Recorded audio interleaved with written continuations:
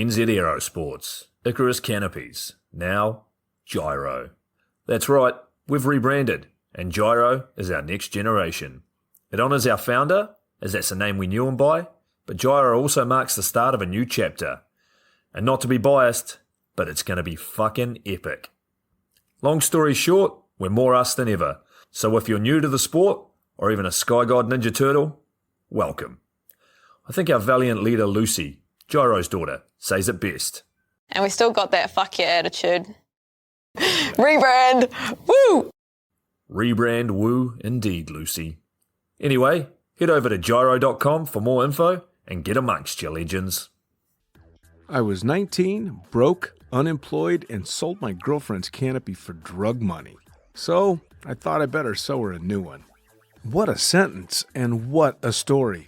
This describes the humble yet outrageous beginnings of NZ Aerosports, the home of Icarus Canopies, in the words of our founder himself. From getting a paratrooper toy from his mom, watching parachutes at the DZ as a 6-year-old, jumping off the wharf with a parachute made from bed sheets, doing his first jump at 16, sewing his first canopy on a borrowed machine at 19, and starting to sell parachutes out of a garage in 1986, Paul Gyro Martin had an undying love for the sky. Our company started with one man with the wildest of spirits and a true blue sky dream, a renegade. In the time that Gyro created and ran the Icarus Canopies brand until he passed away in 2017, he pushed everything he had to its limits. We miss him, and we always will.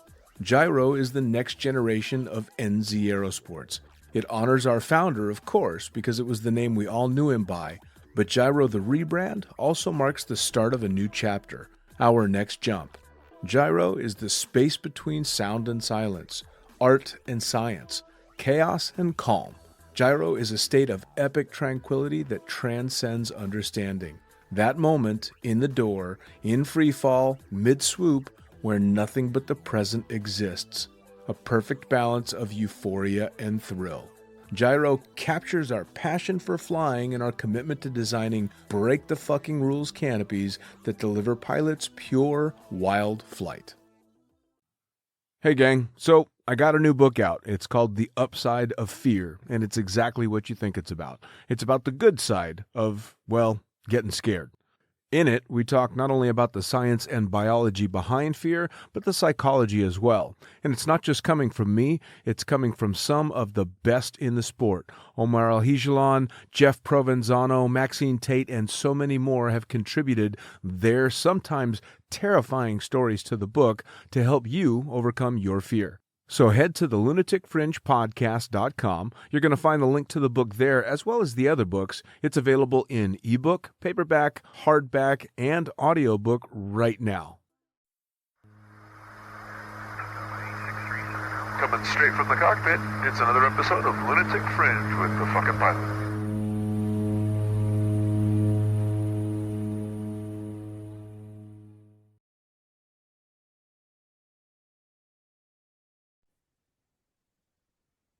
Ready, set, go! Back in the can for another edition of the Lunatic Fringe podcast, and another friends on the other line. Let's get started. Who the fuck are you, and what do you do? My name's Scott Hiscoe. I'm a professional skydiver and base jumper based in Australia.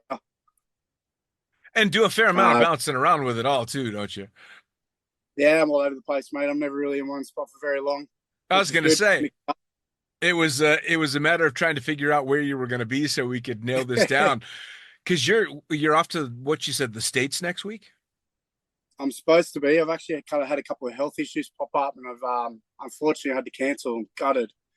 So it's been a big kind of a life goal for me to do a head-up world record, and the time was about to happen, and now I've had to put it off. So unfortunately, I'm going to have to wait till the next one in 3 years' time. But we got the head-down world record next year, so I can focus on that for now. But, yeah, unfortunately, no skydiving for the next couple of months. Just a little hurdle got thrown at me last minute, but it's all good. Well, we move on from that. I'll tell you what, though, it's always good to have goals down the road, right? Yeah, that's right. You need something to kind of keep you stimulated, something to work towards. Yeah, Someone have always said short-term goals, long-term goals. So, like I do with every episode, I'm going to start you out by taking you back to not necessarily how you got started in skydiving or base or anything, but anything extreme. Yeah, I guess as a kid, I was always kind of attracted to dangerous things. I started out downhill mountain biking. Ooh. Yeah, it's funny. Most of the things I started doing when I was young, I was never really good at all. I started with downhill mountain biking. I was always crashing. I was always hurt as a kid. And then that moved on to surfing. Once I moved down to New South Wales, downhill mountain biking kind of stopped and it moved into surfing and led into big wave surfing. Did a lot of chasing big waves around the world, just the way I do, chase skydiving and base jumping nowadays. A bit of toe-in surfing, but mainly kind of paddling into big waves was my thing. But same story, I was never really any good at it. I used to just get smashed and lit up a lot and break a lot of surfboards. And yeah, I was good at wiping out, but never really actually did that good at surfing. But yeah, I think I was just attracted to the adrenaline of it more than anything. I mean, I gotta say, I gotta admit that being good at crashing is actually a pretty fucking important skill in the type of lifestyles that we lead, right? That's true. Maybe it's come in handy for my base jumping and skydiving these days. That being Sure. said, I mean, as a kid, I fucked myself up a lot on a BMX bike, like I think most kids of my generation certainly did. But big wave surfing, man, that's fucking next level over the top. Yeah, I think you just got to be someone who goes up around the ocean and understands the ocean, you know? Someone growing up in the ocean, you're comfortable, you swim well. Yeah, it makes it a bit easier for someone who isn't very good in the ocean, you know? But yeah, it's still scary, man. It's a pretty unpredictable place, you know? Oh, fuck Pretty yeah, out of your man. I mean, I have scars from the student break in Batubelong in fucking in Bali. Yeah, right. So, so I can't imagine the actual big waves, you know? I mean, I'm lucky with the waves I was learning how to ride if they'd even crest, let alone, and they still fuck me up. Yeah, they do. And like I said, I think it's something you got to be pretty current with and you know grow up around because I couldn't do it these days, man. I haven't surfed properly in years and years, and otherwise to go out in big waves right now, I'd probably drown, dude. So, how did all that lead you towards ending up deciding you wanted to jump out of an airplane? I was actually. It's funny enough. My sister came back from the States and she did a skydive over there, and I was just obsessed. I was watching her video, and I was like, "Fuck, man! One day I want to do that." And actually, I don't know if it was before that or after, but I saw a video of a guy jumping off KL Tower, and it was on like a sports channel in Australia, and I was like, "Fuck, what is that?" You know, like never seen anything like that before. Someone jumping off the building, and then yeah, did a bit of research online, and then just led me down the track of you got to be a good skydiver and space jumping, and you know, you need a lot of experience to get into it. So it's kind of around the same time. My sister did a tandem skydive. I watched the video. I was obsessed. And then for my 18th birthday, which is only a few months later, my dad took me for my first jump. And then it just snowballed from there, man. I started out slow in my career. I was still a surfer that skydived. And then eventually I was a skydiver that occasionally surfed. And then I was just a full-blown skydiver. It's kind of funny how that happens, right? Yeah, if you want to be good at it, or even if you don't want to be, whatever it is, it just takes over your life, you know? It really does. Now, so you say your dad bought you the tandem for your 18th birthday. Was he like relieved that you were going to stop fucking yourself up on big waves or at least find something different? I think he opened a whole another can of worms there. You might regret it. He doesn't mind me skydiving, but he absolutely hates me base jumping. I can understand that. Yeah, I can too. If I was a parent, I probably wouldn't be happy with it either. But yeah, it's caused many arguments over the years, that's for sure. I think he's finally accepted after 16 years of base jumping. Now, where was that first skydive at? What drop zone? I was actually at Wollongong. Okay. It's about an hour and a half south of Sydney. And funny enough, that's where I work now doing tandems. So you would either know or have crossed paths with my good buddy, Derek Massey.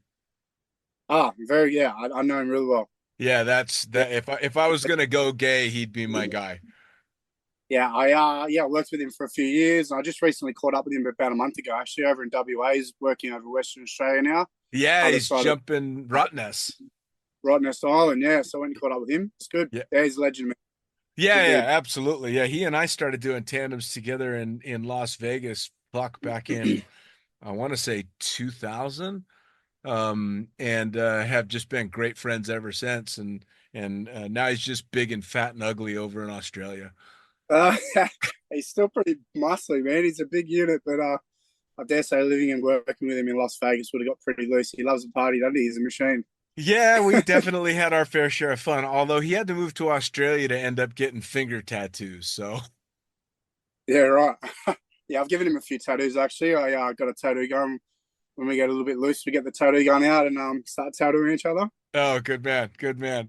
So, your skydiving career started out like a lot of them do. You did that first tandem, and then you decided this is it, and worked your way into fun jumping. Yeah, pretty much booked the AFF course like a week later. I was an apprentice electrician at the time, so I didn't have much money. So yeah, it took me probably 6 months to do my AFF just for the cash. And then yeah, it probably took me a good year and a half or so to do my first 100 jumps. You know, I was kind of slow, but then eventually I just threw everything at it, man. That's all I did. Worked during the week as an electrician and just jumped all weekend, and then repeated that for a long time. I was going to say, was that the goal? Was work was going to be as an electrician? Once I started skydiving, it wasn't anymore. That's for sure. But yeah, growing up, it was. That was the goal. Was being an electrician. I always grew up around loving it, being obsessed and interested in like anything electrical. But yeah, as soon as I started skydiving, man, all my plans changed. How Everything did went out. how did Dad handle that? He was okay with skydiving. It's a regulated, safe-ish sport. But yeah, when I got into base jumping, yeah, he wasn't so keen on it. He's my mum, on the other hand, I'll probably get all my wild side from my mum. You know, she's probably the wilder one out of my parents. My dad's a bit more tame, but yeah, I mean, he's gotten used to it. It's taken a very long time, but Sure. I think he's realised that I'm not as bad as that as I was at surfing. So I've got through the danger period, kinda. So But now, yeah. what was your transition in the sport? I mean, you got your AFF, took about 6 months in that year to get that first 100 or so jumps. When did it really start to kick into high gear for you? It's funny. I got to about 600 jumps, man, and I just got sick of doing normal work. You know, I was just like, all I want to do is skydive. I just want to be the drop zone. That's all I want to do. And then my boss actually offered me a job. He said, "Come work for us, be a packer, just be around the drop zone. We'll give you the jumps to get the 1,000 jumps, so you can do tandems, and then you can just work it off once you get the jump experience." So we call it the RAP program out there now. It's at Sydney Skydivers at Picton, and the owner, Phil Onus, is awesome. He's super good for the sport. And yeah, he just let me just rack up a debt and jump every day. And then once I got my tandem instructor ratings and AFF ratings, I just worked, and over about 6 months paid off my debt. And that was it. I was a full skydiving bum then, and have been ever since. Yeah, lived in vans and travelled around just doing tandems. But I was competing a lot then too. I was competing in VFS in the Australian team. Started out in the team doing video in the Addicted, and then progressed on to being actually inside a team with a team called Focus. So yeah, I was fully surrounded by skydiving. I was doing tandems, doing AFF, I was doing video, I was shooting camera for a team. Eventually led into competing inside a team. So yeah, fully submerged in it. Did 5 world championships back to back. I So mean, yeah, it's all. especially in the beginnings, that's a good eye on a DZO and a great idea to see those people that really clearly have the passion for it and tap Yeah. into that. I mean, you can see, oh, this one's fucking hooked. Let's make sure he's got a steady supply. Yeah, I've got one. I'm gonna get all his money. Yeah, Nah, yeah. he's great for the sport. He supports anything competition wise, any progression in the sport. He's awesome for it.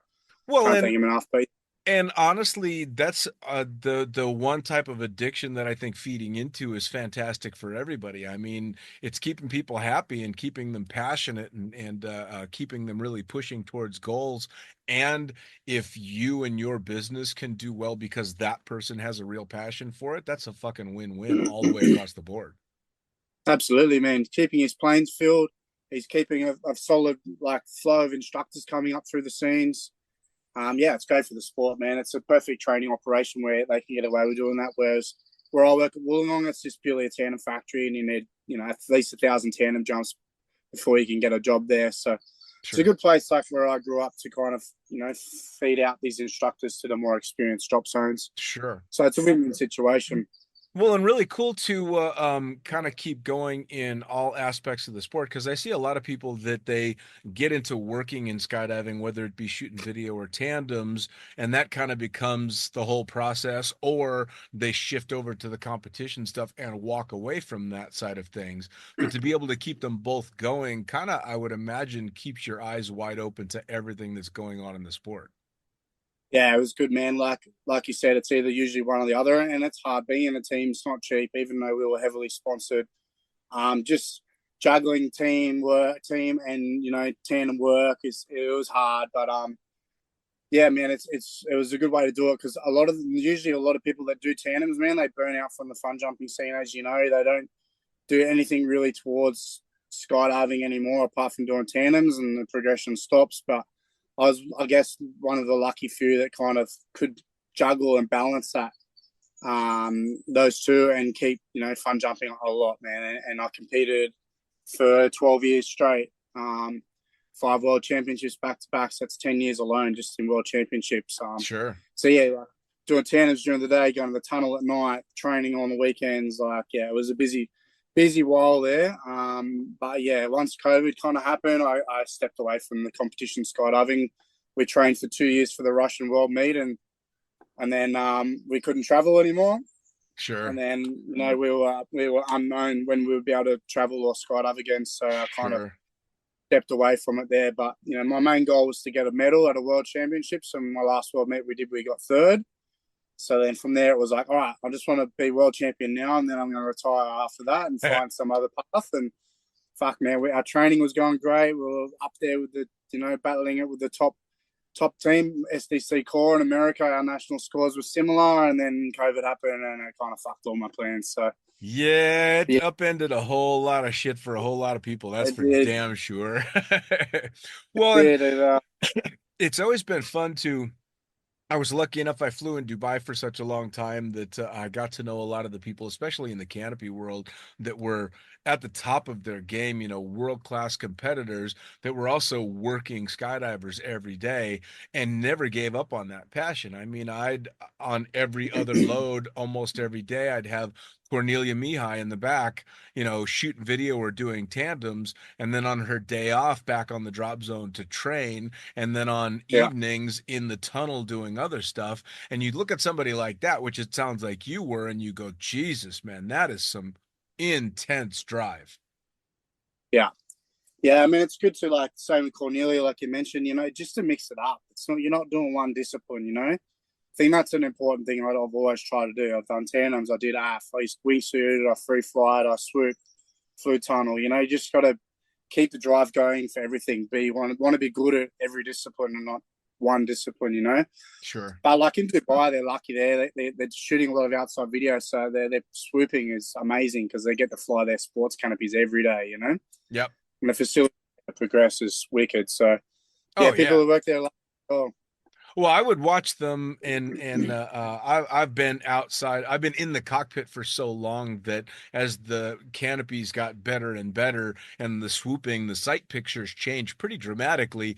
And then I'd hop out of the airplane. It seems like years later in Dubai, and look up at a camera flyer landing, and just lose my shit. I'm like, oh fuck, what are they doing? And not even want to watch it because I was like nervous. And they're coming down balls out on a Petra on a work jump.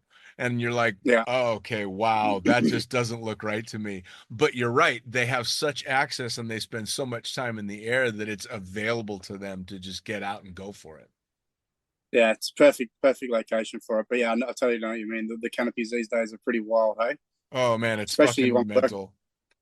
It really is. I mean, I'm the old dude that was flying a 96 Velo way back when, and that's like ancient and big compared to what they're flying now. It's crazy. Yeah, exactly. So where did base jumping come in for you? Because clearly your father thinks that was a step too far. Yeah, it kind of came in pretty early too. I started skydiving in 2004. And I started base jumping in 2008. Wow. So back then it was pretty underground still. There was none of these courses overseas. In Australia, it's totally illegal. It's very underground.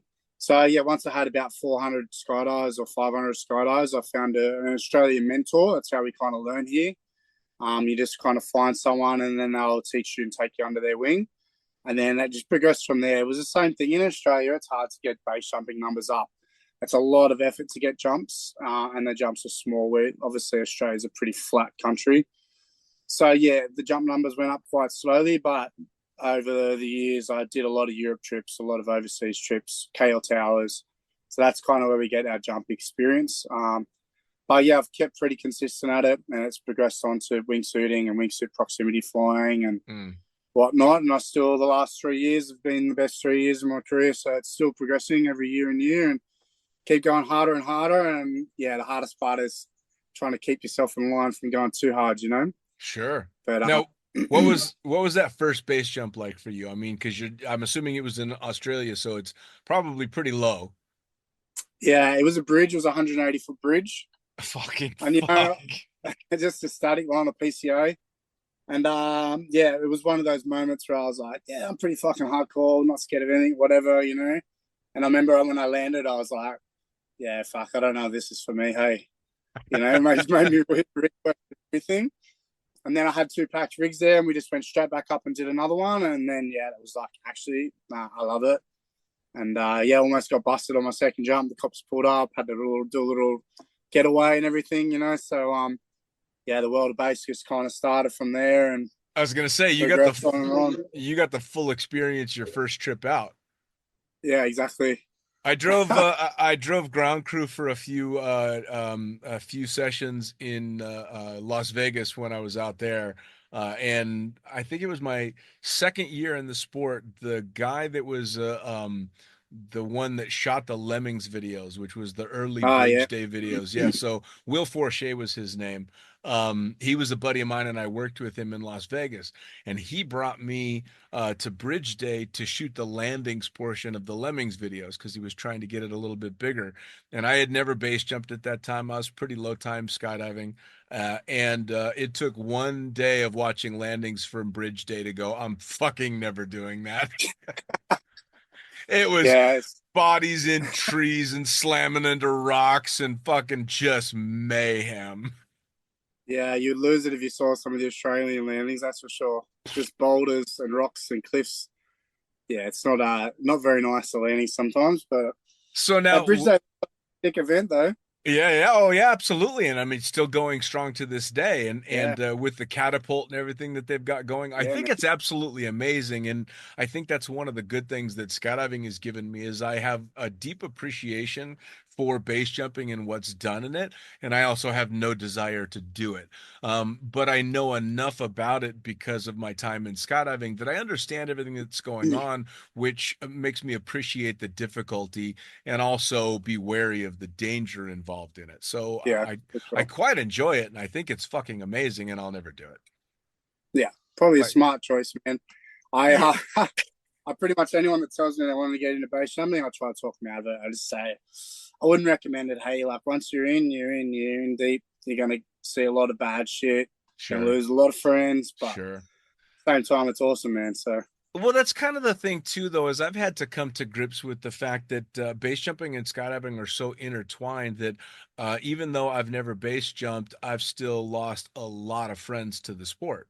Yeah, for sure. You know, and that's just how it is. It's I've had family and friends that have said, so you should stop doing all that because you've lost so many friends. I'm like, you don't understand. I'm going to continue to lose friends till the day I die, whether I have anything to do with it or not. So I'd much rather embrace the passion that they've got going on at the risk of having to say goodbye to them someday than stop, all of it and not have what I get out of it. Yeah, that's right. And now you're in so deep, you're still going to know all these people. They're going to keep going, but yeah, I don't know. I've thought about it a lot, man. Even nowadays, I'm like, what am I doing? Do I really need to keep doing this? But like the way I've always looked at it is it's allowed me to meet some of the raddest people on the planet, that I would never have met if I didn't get into these sports. So sure, I appreciate that for sure. But yeah, nowadays I feel like I've kind of done it all in the base world. And it's like every year I'm like, what am I doing this for anymore? Like, what do? You just keep going harder and harder and harder. We all know where that leads. So sure. Don't know. I'm always looking for new goals, new things to do. Sure. Now, how did you when you made that first base jump day and then you decided, fuck, I think this is what I do, did you hide it from dad or did you just tell him? Nah, I just told him. I was kind of like, look at this, look what I did. They were just like, fuck, what are you doing? Hey, what's wrong with you?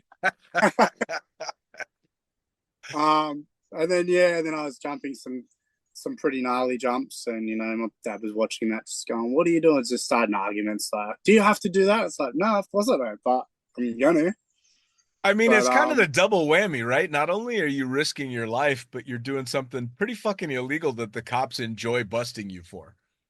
yeah. I mean, yeah, most of the places we do it are kind of out in away from everything. But yeah, the city jumps, you're just asking for it. But I've been arrested twice, and most of the cops are pretty cool. They're usually just confused when they catch you. What are we actually doing wrong? What are we charging you for? I know you can't do that, but I'm not sure exactly what it is that we're going to fine you for. Right. Most of the time, it's trespassing. For sure. Well, I remember watching one of the first Chronicles videos, and a base jumper by the name of Frank was on top of a tower. It's the end of the video. Credits are rolling, and they've got the video of him standing on top of the tower, looking down, and there's cops there waiting for him, telling him, "Don't jump, don't jump, don't jump." And of course, he flicks it anyway, and he lands. Then when he lands, it's this great video of the cop standing there, and he actually grabs his stash bag and hands it to the cop and says, "Hold this," while he starts loading his canopy into the stash bag. And that's when I was like, "Oh, that's a fucking base jumper. Okay, I get it." Yeah, he was like, "Fuck it, I'm busted anyway, right? If I walk down, I'm still trespassing. I may as well send it." Absolutely. And then to get the cop to help him put his shit away, I just thought was such fucking good form. It was so good.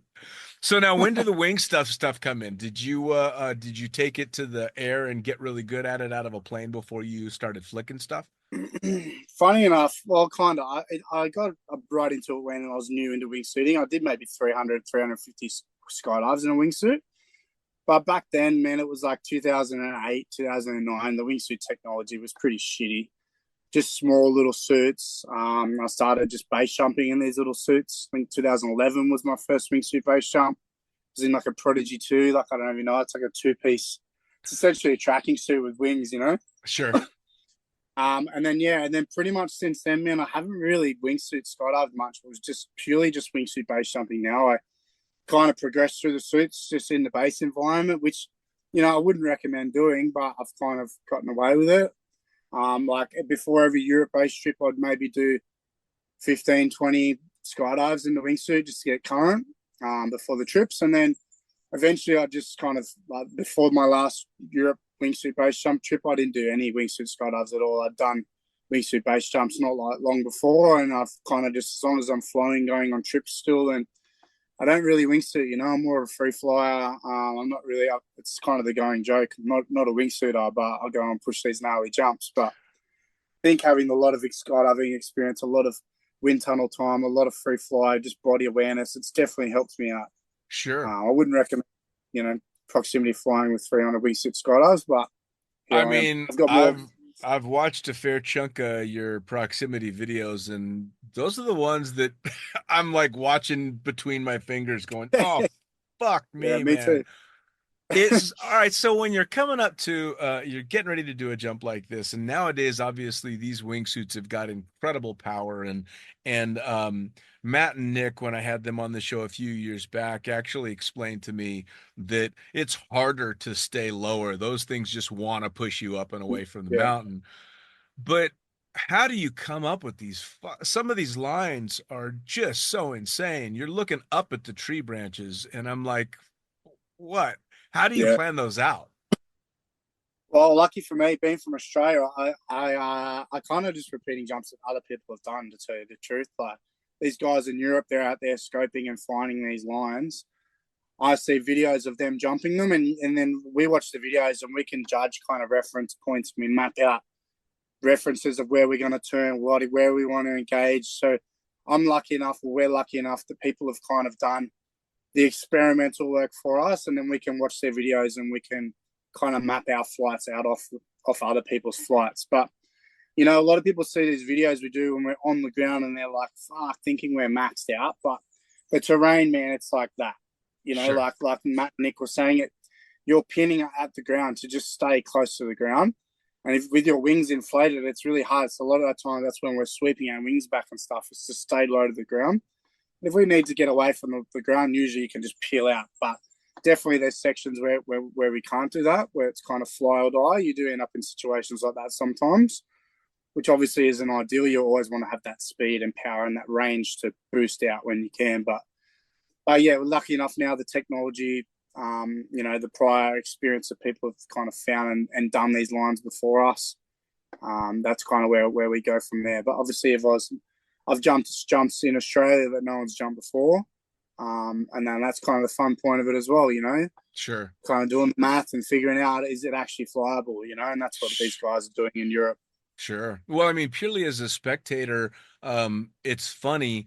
I remember the first time I saw someone fly through the crack and thinking that was just the most obscene thing I'd ever seen. And then it seems like next thing you turn around, somebody's flying through fucking holes, in rocks and stuff.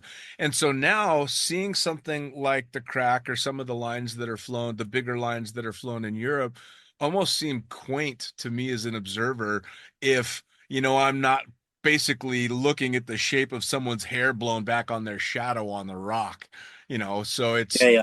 Boring. which says something about how far that sport has gone and the limits that people push to, Yeah. And it's the same when you're doing it too, man. Like, I have to kind of slap myself every now and then. Or actually, a lot of times, like, it does become to that level where you desensitize enough. You're so focused on hitting this proximity line or, hitting this tree gate or this line you've envisioned in your head before you go there and do it. And, you land sometimes and you're like, fuck, I cooked it. I missed this tree gate and then I wasn't engaged and I wasn't low enough on this section. And, and it's like, fuck, man, you just did a wild terrain flight that Sure. 10 years ago would have been unheard of.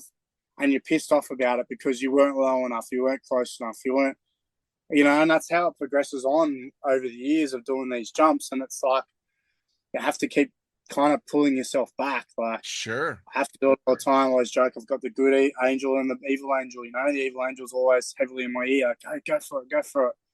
But luckily, I've still got that voice of the good angel saying, no, pull up a little bit, For sure. But yeah, I guess when you do it that much, you just push it harder and harder. And when you do a jump that wasn't as hard, you're pissed off about it. I think we've all got those. I mean, there were a lot of years as a jump pilot, the end of the day, and people want the wicked flyby, and you find yourself pushing it just a little harder and getting the wingtip a little lower and the mains a little closer, and then you land from one going, oh fuck, that was a fucking that was a gnat's ass away from really bad. I had a buddy of mine that was also a jump pilot, and he was wingsuiting, and I had figured out in the Otter how to basically do a pretty tight flyby with a wingsuiter, and so we decided we were going to do that. But he was on a bigger, newer wingsuit, and he was just gunning it full speed. So my turn, which normally would have been a respectable flyby, became a holy fuck, did he just go back into the aircraft? And I landed going, that never happened, and we're never doing that again. Yeah. Like, one of those, to truly feel like you just fucking got away with it. Yeah. Well, I guess that's what you got to do, right? You got to find that limit, find that line, and then just step back a little bit. And then yeah. And then time it'll just that line will go further away, and that's how it keeps going. But there's been a few positive pilots, over the years. Yeah. Well, and as the wingsuits have progressed so much, you guys are no longer jumpers; you're pilots. I mean, you're facing the exact same issues that I, as a pilot of an aircraft, face, and they call it CFIT, controlled flight into terrain. That's exactly what you guys flirt with. Just oops, I was good and I miscalculated, because there's really not a lot of room for error in some of the lines I've seen you fly. No, there's not. Like a lot of them, like I said, do look worse in videos, but there is a lot of fail points on jumps. Like you could be the best wingsuit base jumper in the world. You have one little moment, one little misjudgment, one little bump in the wrong conditions where you shouldn't have been there or too close, whatever it is, man. And like you said, bam, all over. So, But yeah, I'm it's a pretty guessing way, really. you clearly, with as long as you've been doing it or as hard as you've gone, you've clearly had some amazing experiences, especially in Europe. Yeah, yeah, awesome experiences. I feel like I've lived 5 lives. I've done some wicked shit, man, and some things. I've had a lot of experiences in my life that made me look at life completely differently to the average person would. Sure, Some of sure. the things I've seen, some of the things I've done, it just makes you usually just appreciate life more, like, and come to terms with the mortality of life. Whereas a lot of Sure. people don't. They put things off. One day I'll do this, I'll do that, blah blah blah. It's like, man, life's short. Tomorrow's never guaranteed. Like, Sure. I've hung out with people and they're having a great time one moment, and 5 minutes later they're dead. Yeah. So it's never really that's the sort of stuff that makes you go, fuck. I'm going to do whatever I want to do whenever I want to do it. Sure. Because that's life, man. It doesn't matter what it is. I just got sick the other day. Could have just died there, laying there watching TV. And Sure. I was thinking how ironic that would have been. That was one of the things. Have you seen the new documentary Fly? Yes, I have. Man, I was Awesome. so impressed with the way that they did that because I kind of Yeah, expected it to be, oh, look how badass our sport is, and it's amazing and it's risky, but it's super cool. And they made it really honest, and they really showed this is, it's a life or death thing, and some amazing good stuff happens, but some really shit things happen too. And I was so impressed with how humanized it was. I think it really yeah, painted an amazing picture. yeah. I agree. I like to be honest and realistic about everything I do as well, and I don't like it when they kind of portray it as something it's not. So I agree. I thought it was awesome. It had the realism, the realistic of what we're doing in our sports. Yeah. I mean, Someone may experience the most lovely guy, and it still can happen to him. yeah. I mean, that was my when I stopped that film, I was sad. I was a little bit heartbroken, and that's exactly how I think you should feel with that because Yeah, it's love and hate. The clip of all the people celebrating in Vegas. I know a lot of those people, and I know a lot of the people that have been to that party that aren't around anymore. And yeah, Emin McNeely jumps to mind, and Pirate was fucking awesome, and he's not around anymore, and all these other people that run through my mind. But I can't hate the sport because that's the reason that I got to meet and fall in love with these people in the first place. absolutely, man. It's kind of the people always say to me, I've got the kiss of death because I've lost a lot of friends, like over 40 people. Kind of the Yeah. same things. I don't know if you know Dukes. I'm sure you know Dukes, but Oh yeah. he's people joke with him as well. He's got the kiss of death, and everyone's like, "How the fuck do you keep doing what you're doing?" And it's like, man, I'm just lucky because the more people you meet, the more people you know that are going to die. Right? It's just Yeah. statistics. Yeah. So I'm just lucky enough to have met all these awesome people, and this is what our sport is, man. So Yeah. yeah, I see the video of Vegas with all those people, and I thought the same thing. Like, fuck, are there a lot of them not there anymore? Yeah, man. And I'll tell you what, I think it's easy for us to understand because we're so deep in it, and it's just become such a part of the existence that we've chosen. The hard part is, I'm sure the same with you, explaining to friends and family that have nothing to do with the sport that you've lost another friend, and everybody, of course, handles it their own way. And for me, I don't really share too much with non-jumpers. It almost seems like you're pandering for attention if you're, oh, I've lost another friend.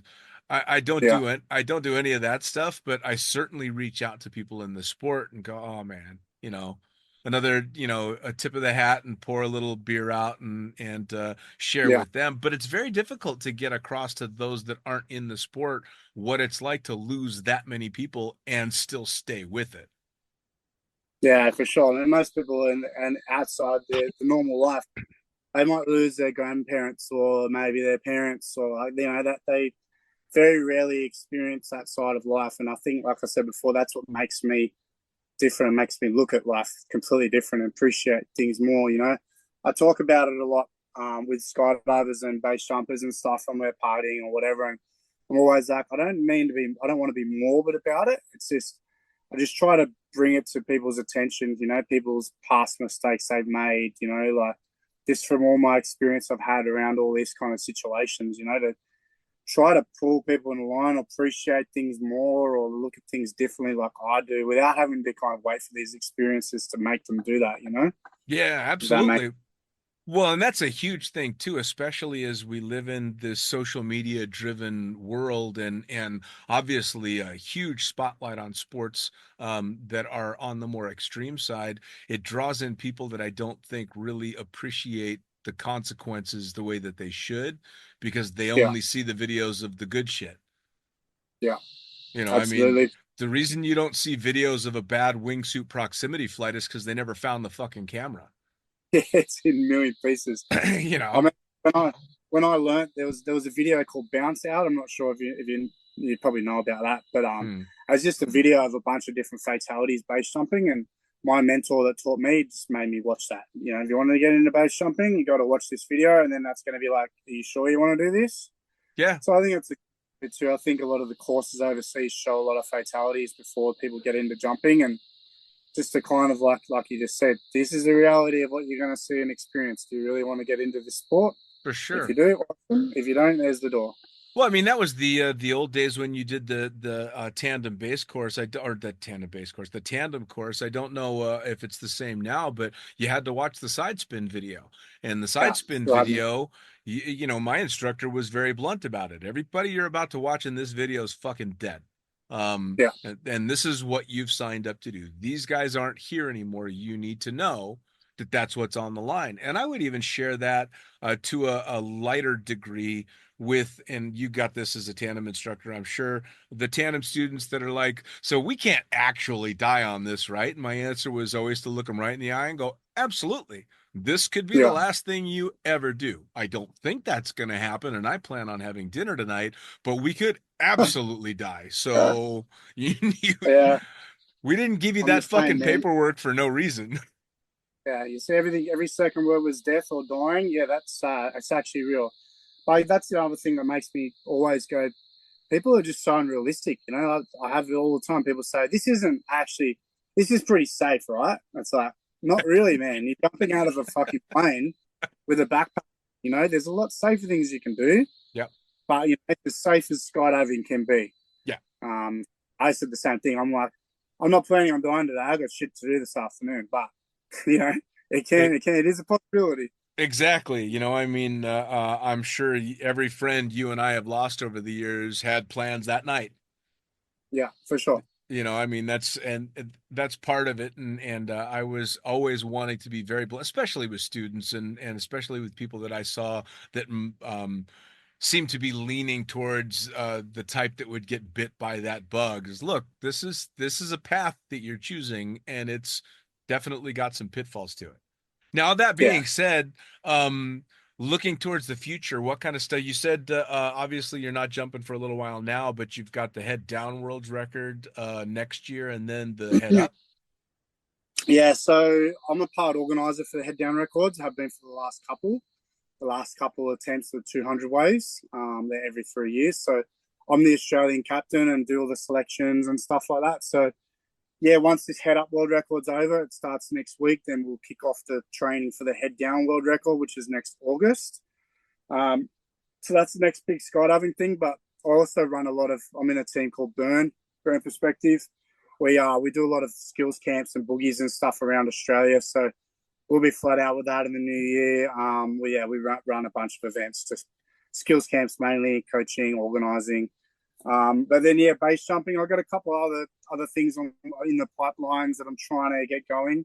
A couple of stunts, another world record I'm trying to kick off, but who knows what's going to happen. But for now, the head down world record will be the focus.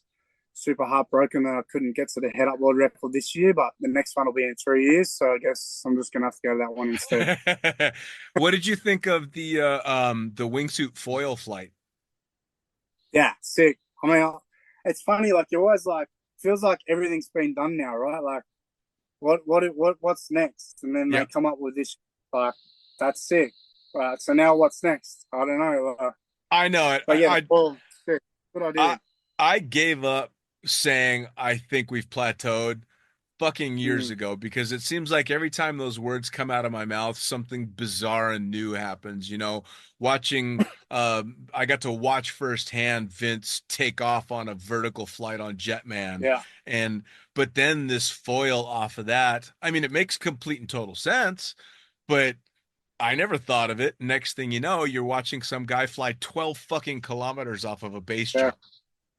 Crazy. I mean, I don't know what uses it's going to have in the sport. Maybe for obviously records of flying between islands or whatever the fuck it's going to be used for. It's still sick, but yeah, like you said, Fred and Vince, man, I always thought that they always did the sickest stunts, and this can't be topped. Next minute they're jumping off a cliff in a wingsuit and flying inside a plane. It's like, what the fuck? I know. I'm always trying to think of a better stunt. I used to always love doing stunts or skydiving displays or whatever, and I'm always thinking, what can I do now as a cool stunt? But everything's fucking been done, man. Like, sure. I don't know what to use. And then someone jumps a foil off a cliff, you're like, I would never have thought of that. Yeah, no, me neither. But that's why it's fun to watch, because everybody's coming up with shit that just would never cross my mind. So yeah, I need to come up with something. with the 200 way, you think you guys are going to get it this time around? I mean, it's been a long time coming. I fucking hope so, man. It's I think it's the last attempt having a crack at it, because we've probably had 40 attempts at it now. Yeah. Haven't got it, but this year, this attempt coming up, we're going to be changing the whole formation style. It's going to be a completely different formation than what we've been trying to drill. So hopefully that opens up the door for it to be building quicker and smoother. But we'll soon find out. It's going to be fucking frustrating if we go over there and we don't get it again. So sure, I really hope we get it, and then we can just leave it at that for a while. I honestly, I mean, I'm coming up on 30 years in skydiving since my first jump, but the fact that you guys are going for a 200 way head down is just mind blowing, because the first time I saw a 200 belly way, everybody was like, oh, that's not possible. They're never going to get that. And now you're doing it head down. It's insane. And the sound it must make from the ground, I heard it sounds like a fighter jet flying over, just ripping through the sky at 200 way. Who knows, man? I really hope we get it. I mean, even a fucking 40 or 50 way belly jump makes a shitload of noise, but I mean, 200 people on their heads, and then just to see that much nylon in the air after the fact, it's just a spectacle. Yeah, the first world record I did, the first jump was 170 way. And like I said, with the base jumping, I thought I was hardcore on a base jump or whatever. I was tracked off and I went to deploy, and I just had my hand on my pilot chute, just looking around. It was just like, doof, doof, doof, doof, canopies opening everywhere. And I was waiting for my window to deploy. And I remember landing thinking, fuck, I don't know if I like this. Hey, like, I don't know if I'm into this. It's fucking pretty fun. But as the jumps progress, they get better and better. And the actual world record jump I did, I didn't even see another parachute around me, you know? I think mentally, that's always what made me nervous about the big waves, was whether it be belly or anything else, was not the flying in formation with that many people. I always thought I was smart enough to, keep from taking anybody out like a meat missile, but it was break off and deployment, just fucking staging it and having to just wait your turn. Fuck me, man. Yeah, that's all. The break off and deployment's definitely always scary. Yeah. You don't know what's going to happen. Someone above you can have a malfunction. Someone could be unconscious, You could have a malady going through someone underneath you. Fuck, there's so many different things, man, that can happen. Yeah. The actual pattern on landing and stuff, it's surprisingly really controlled and really smooth. Just the natural speed of the parachutes just separates the pattern, and it works out fine. It's actually really good. Well, and I think especially by the time you reach the level that you're on, something like the 200 way world record, you should have a pretty good grasp of what you need to do. Yeah, for sure. You'd hope so, wouldn't you? There's definitely a few people on there with not much experience, like tunnel rats and stuff, but usually they're in really big parachutes. They're not even in the picture, so that kind of works it out. Everyone in that congested area, they're mega experienced, so like you said, it would be fine. So tell me a little bit about this burn and the stuff that you're going to do this upcoming season. Yeah, so the burn it's 5 of us, 5 coaches and a cameraman, like a media camera guy. Just really a bunch of really good friends. that we've known coming up through pretty much just 5 free fly coaches from Australia. They kind of just banded together to get like a free fly school together. So essentially a team, but we just run boogies and skills camps. I think last year we ran about 15 skills camps or boogies. This year, I don't know what we would have done. It would be very close to pretty much the same. And then a couple of the boys, I don't know if you heard of the Braziers, they're over in Dubai actually at the moment, running some camps over there. So yeah, it's tunnel camps, skydiving camps. I'm the only one in the team that's not a tunnel instructor. I never have been, but I had enough experience in there. I can fly in the tunnel, but I'm certainly not a tunnel coach. Sure. Like the other guys are. But so yeah, it keeps us busy. I've been trying to just get away from doing tandems as much. I've done over 10,000 tandems now where, you know, I was kind of just starting to get a little bit stagnant. Now I'm not competing, and I need some other drive to keep me learning, keep me progressing, you know?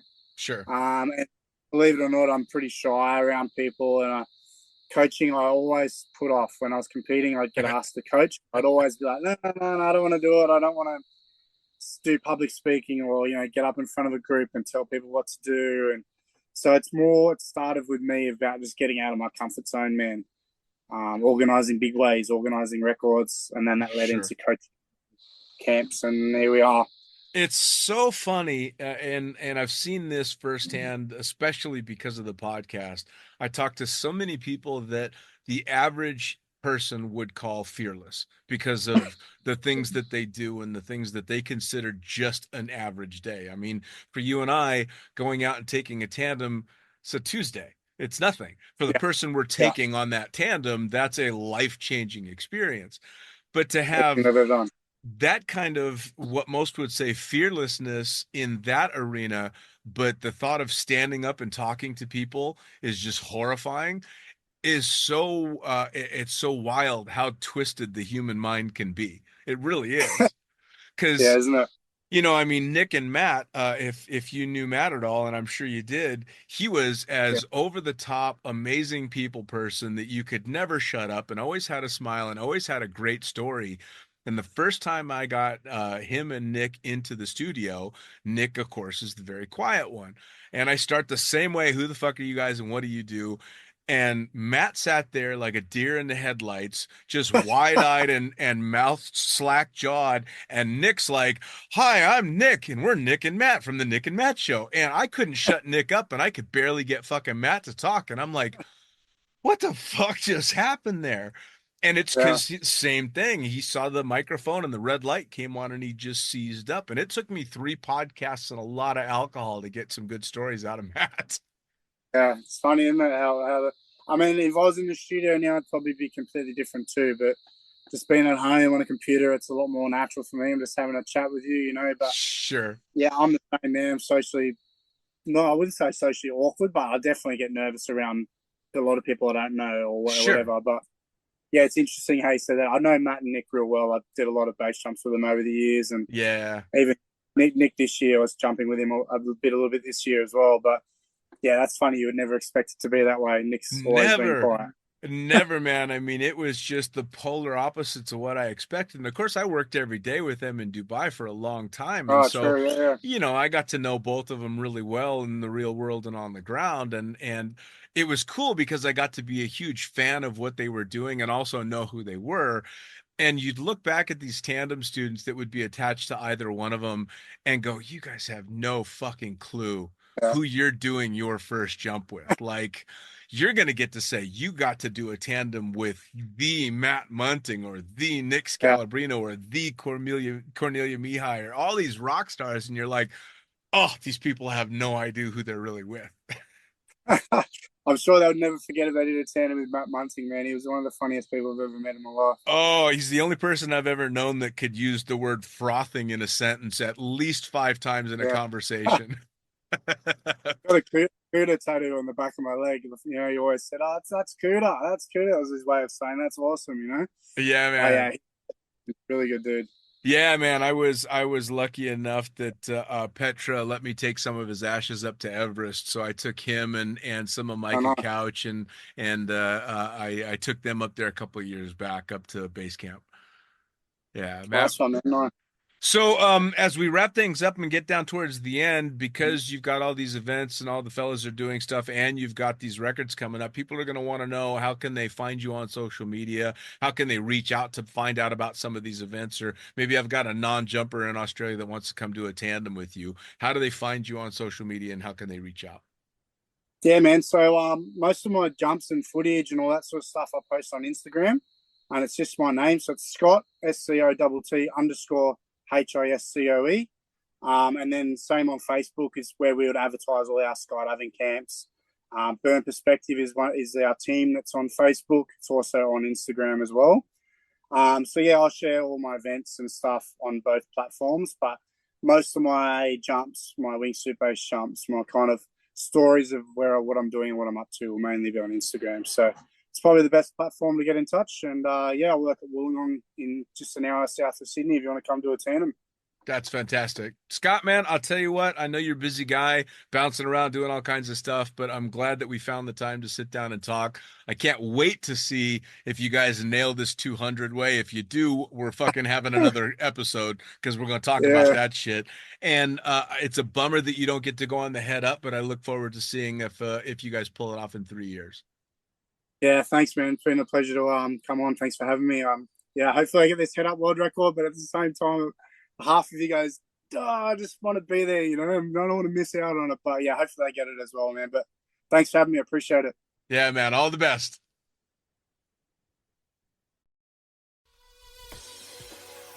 Well, there you have it. Another episode of the Lunatic Fringe podcast, brought to you as always by, well, wait, not as always, actually. Brought to you now by Gyro. Formerly known as NZ Aerosports, you'll head to gyro.com for their next level line of canopies.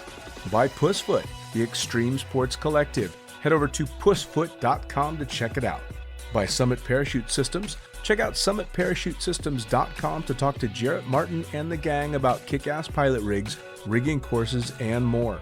By Flyaway Indoor Skydiving, go to flyawaytn.com and check out all the cutting-edge stuff to come.